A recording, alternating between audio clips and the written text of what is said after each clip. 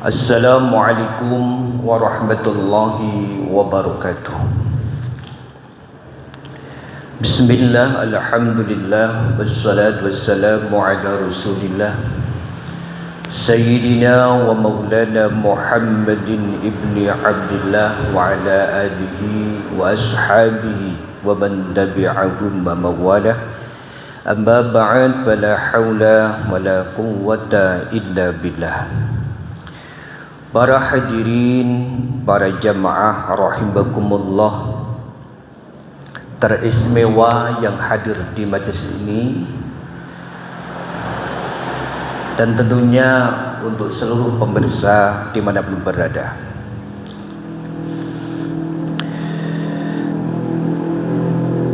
Bismillah,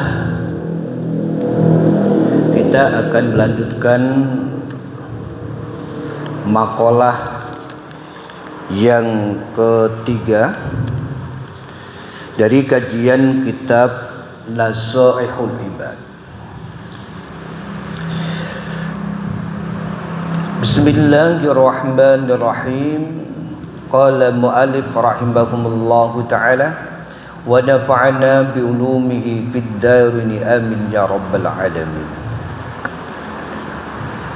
Wal maqalatu tsalisatu, adapun makalah yang ketiga, an Abi Bakrin Siddiqi, dari sahabat Abu Bakar As-Siddiq radhiyallahu anhu.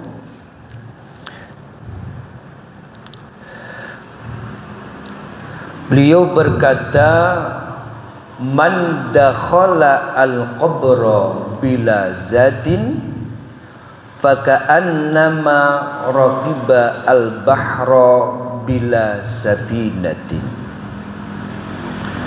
Man utawi sapaning wong iku dakhala manjing sapa man al-qabra ing kuburan bila zadin kelawan tanpa sangu, faka'annama raqiba mongko koyok dini ngambah sopoman, maksudnya yo berlayar atau mengarungi al-bahra ing segoro ing lautan bila safinatin kelawan tanpa perang. Para jemaah yang dirahmati Allah, makalah sahabat Abu Bakar ini mengingatkan sebuah kehidupan setelah kehidupan di alam dunia ini, atau bahasa lain di alam syahadah. Maka ketika orang meninggal dunia, hakikatnya bukan mati, Bapak Ibu sekalian, namun pindah alam berikutnya, yaitu alam barzakh.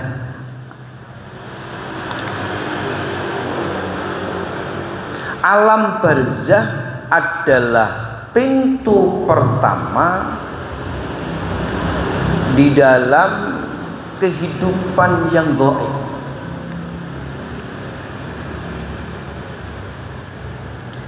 Disebutkan dalam sebuah makalah ini, barang siapa yang masuk di dalam kuburan atau pemakaman, maksudnya barang siapa yang meninggal dunia, begitu bahasa lain begitu. Bila zadin, dengan tanpa bekal. Bekal yang dimaksud disyarai ay minal amali sholihi, yaitu amal-amal baik, amal-amal sholih. Maka dia laksana berlayar atau mengarungi samudra tanpa adanya perahu atau kapal.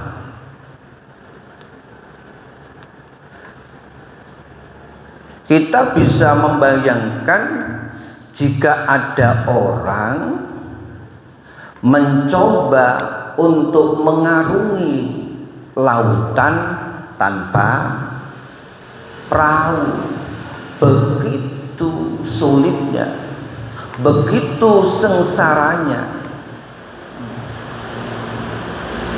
Itu gambaran bagi saudara kita yang di masa hidupnya tidak pernah beramal dengan amalan-amalan yang soleh. Amalan soleh ini baik yang wajib maupun yang sunnah, terutama ya amal-amal yang diwajibkan Allah Subhanahu wa ta'ala. Dilanjutkan syarah di dalam kitabnya, fayagriku ngorkon la kholasolahu illa biman yungkiduhu. Maka dia akan tenggelam, tidak selamat baginya kecuali ada orang yang memberikan pertolongan kepadanya. Dari sini jelas nih bahwa doa, bacaan Quran, bacaan dzikir hasanat yang dikirimkan kepada arwah jamaah, dikirimkan kepada leluhur kita yang sudah meninggal dunia, yakin pasti sampainya.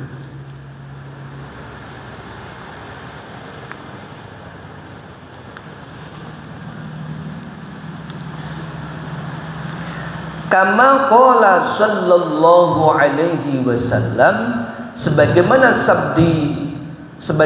sabda Nabi Muhammad sallallahu alaihi wasallam, mal mayyitu fi qabrihi illa kal ghariqil mugawwisi.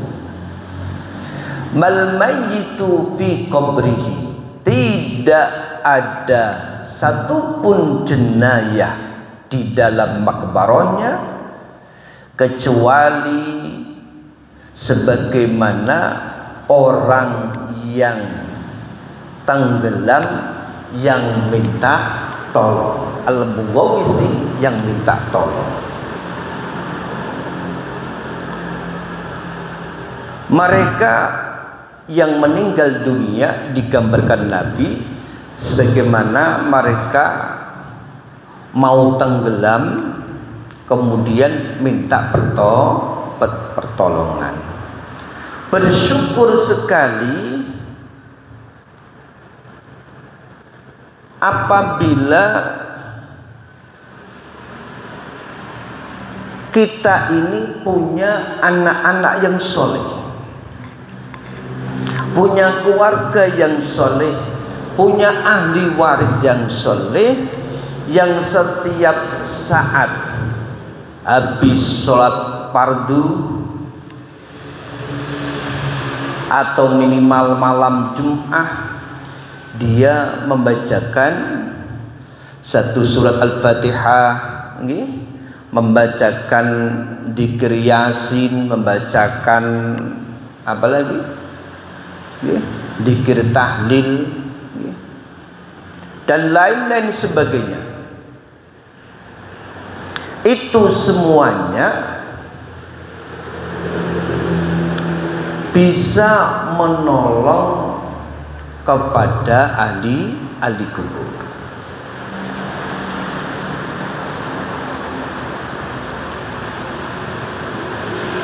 Di dalam kitab yang lain disebutkan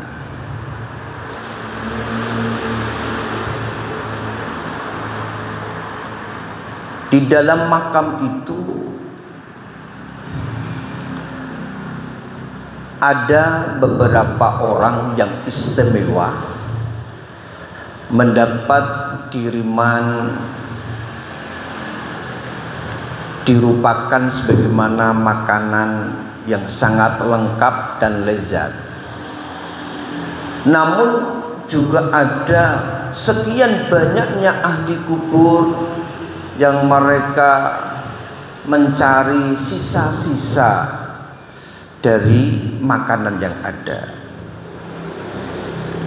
Ketika ditanyakan kepada mereka, ternyata orang-orang yang istimewa tadi yang mendapat kiriman khusus itu mempunyai anak yang masih hidup di dunia, yang setiap harinya mengirimkan bacaan Al-Quran, baik itu Yasin dan sebagainya, mengirimkan bacaan dzikir tahlil. Namun yang tadi yang nyari-nyari sisa itu adalah kiriman secara umum. Dalam bahasa Hadrah Fatihah itu kan ada nih. Summa ila hadrati jami'il mu'minin wal mu'minat wal muslimin wal muslimat al ahya'i minhum wal amwat. Semoga bacaan Al-Qur'anku, bacaan dikirku sehadiakan wabil khusus, nanti disebutkan orang tuanya masing-masing. Namun terakhir diberikan kepada secara umum kepada muslimin, muslimat. Itu mereka yang mencari sisa-sisa. Dapat pahala sih dapat kiriman tapi tidak seistimewa yang langsung disebutkan wana khususon khosotan almarhumah orang tua kita.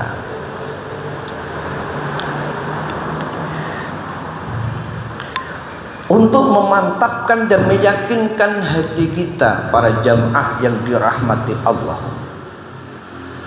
bahwa bacaan doa yang dikirimkan kepada ahli kubur itu sampai, mari kita amati, mari kita cermati doa di dalam sholat mayit atau sholat jenazah.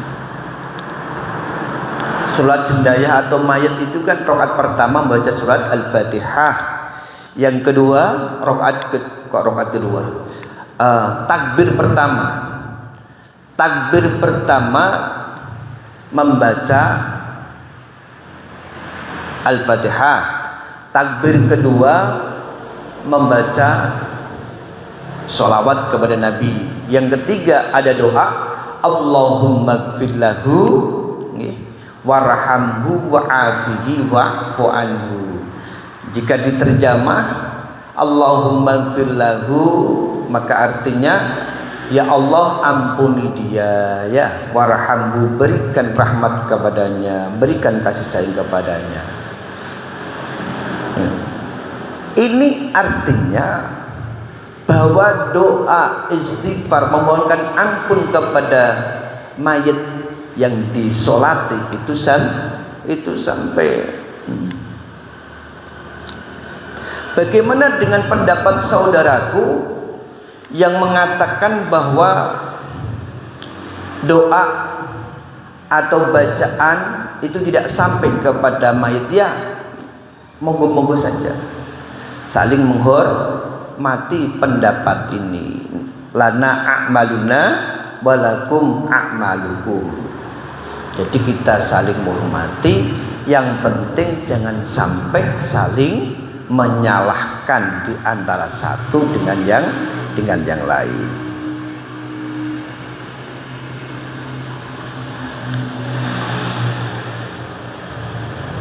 Sampai-sampai pernah kejadian Bapak Ibu,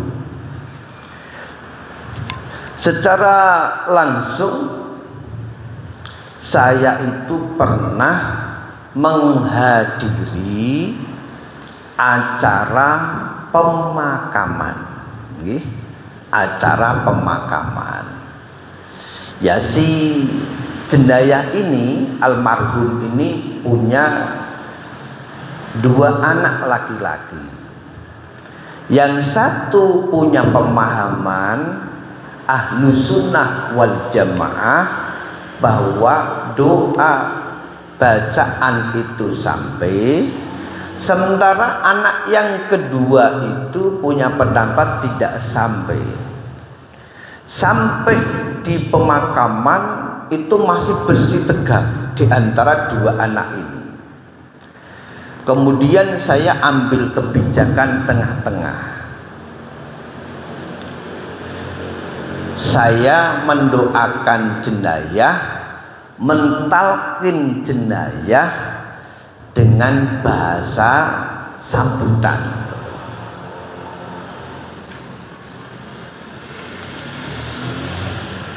Jadi dua-duanya ya merasa diiyakan.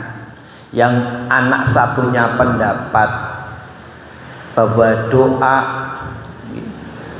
bacaan itu sampai ya dia seneng, sementara anak yang satunya pun yang punya pendapat tidak sampai pun dia juga seneng. Bahasane politik Abdul Nawas lah. Waktu itu saya sambutan para muazzizin, para pentakzizah, teristimewa kepada